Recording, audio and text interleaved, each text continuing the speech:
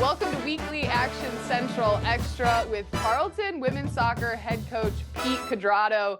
Coach, thank you so much for joining as the Texans have started 5-3-3 overall, and this upcoming matchup tomorrow, Thursday, I'll be on the call against Southeastern Louisiana, and you're coming off of 3 road games. So what makes this matchup so important in terms of protecting home field advantage and getting a win before conference play begins?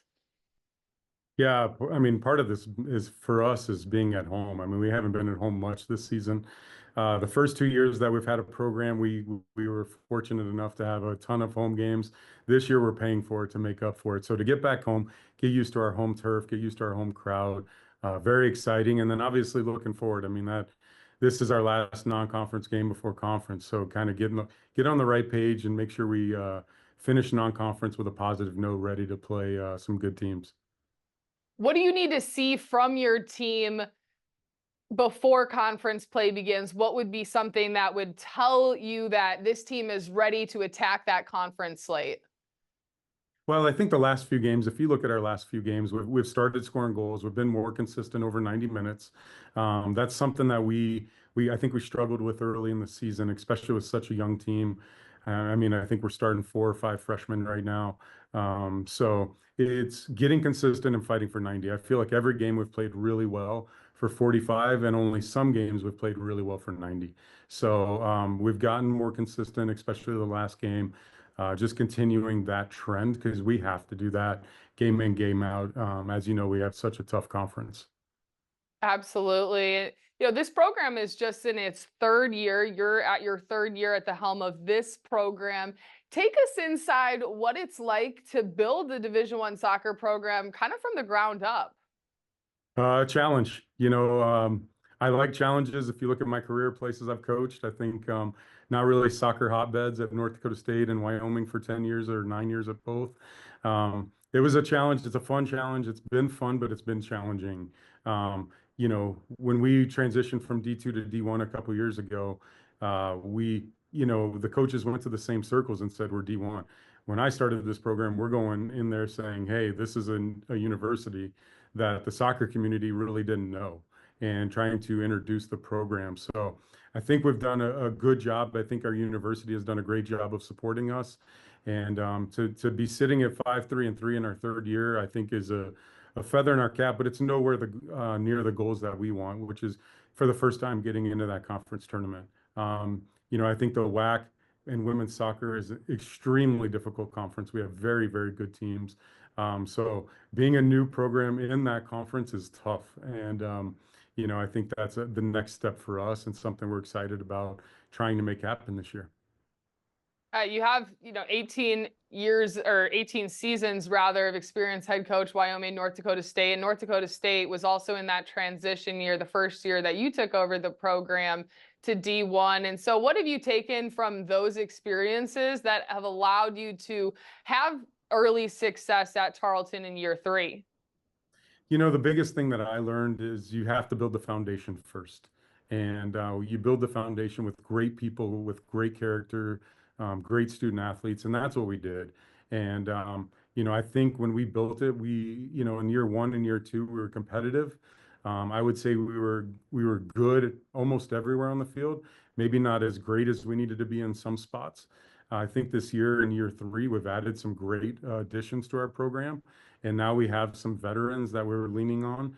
But we really built this from the ground up, and the student athletes that joined us and bought into that vision, I think they're seeing the fruits of their labor. I think the new players are coming in and having great experiences because of the foundation that we've laid. And I think it's only going to continue to get better year after year. And including this season, I think we're getting better game by game. One of the veterans you have in goal, Michaela Kendall, led the WAC in saves last year. This year, she already has 53 on the year. What makes her such a good shot stopper? I think, to be honest, when she came in, she had work that she needed to do. And I think she's been dedicated to the process. Leading the conference in shots is not something, or saves, excuse me, is not something we want to brag about. But for her, it's been great because of the experience, it really set her up for success. And there's some games last year where, I was in awe of some of the saves she was making. For her, it's about being consistent, doing it game after game after game.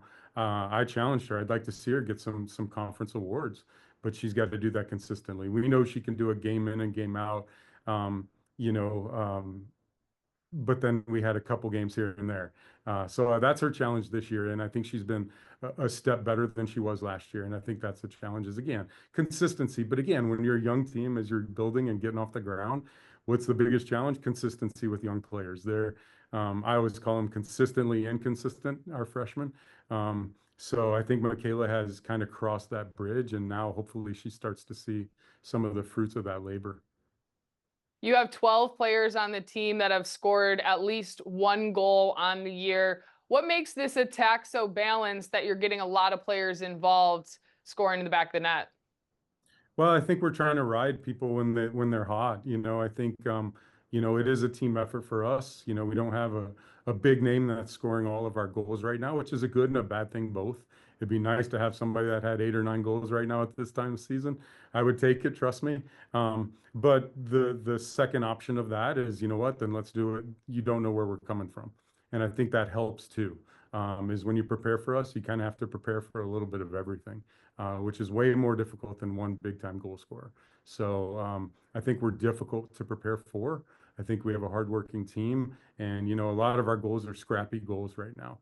We get a really nice one every once in a while, but if you look at the majority of what we're putting in the back of the net, it's a scrappy goal. It's getting on a second ball. It's a ball bouncing around in the box, things like that. You have two freshmen. You mentioned the newcomers, Una and Regan, who have each scored 2 goals apiece. What has helped them transition from high school to college and allowed them to have early success so far? Well, I think Una's upbringing, playing in Iceland and the level she was playing at really helped her transition into the university level. Obviously, the right attitude from both of them.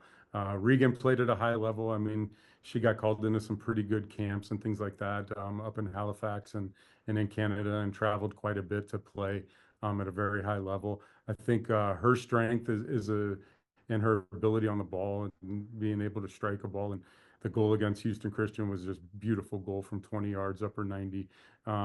So I think all of that for her combines. I think Una just, again, they have the right attitude. They're going to take their chances. They're going to try to create, and I think just their technical ability in front of the net helps a little bit when you need to put a ball in the back of the net.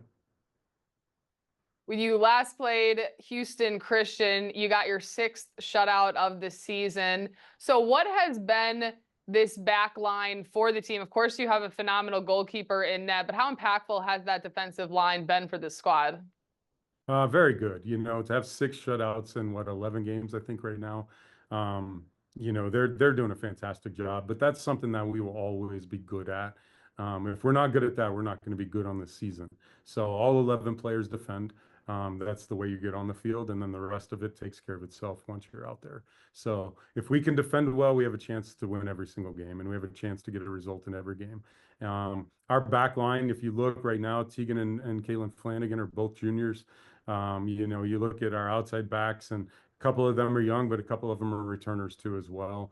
And then again, Michaela, we know she's not going to give up anything bad, especially from distance. And we see a lot of teams that'll shoot from 25 to 35 yards out, and it does. I mean, great, go ahead. You're not going to beat Michaela from there. So that's something that we are comfortable with, and that's how we defend. And I honestly don't care if we get outshot in a game, because I care about the quality chances more than the quantity, because you're not going to beat her from there. And I think the results speak for that. What is the ceiling for this team, knowing the newcomers coming in that are gaining more and more minutes and experience at the college level, and then those veterans that just provide that stability?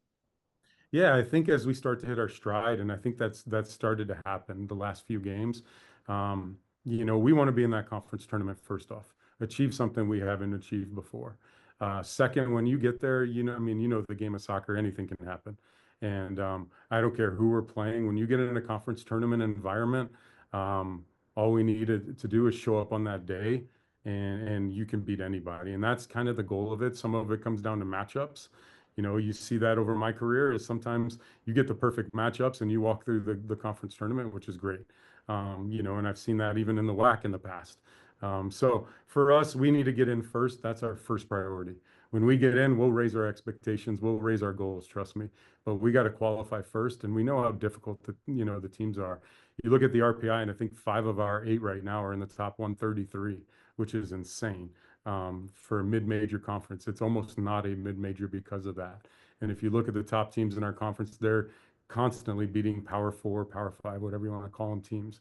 So, and getting results against them. I mean, kudos to our conference. It's a very, very good conference. When I left the WAC, we had one team in the top 100, and I came to, or excuse me, the Mountain West, we had one team in the top 100. Joining the WAC, I was like, ooh, this is a step up.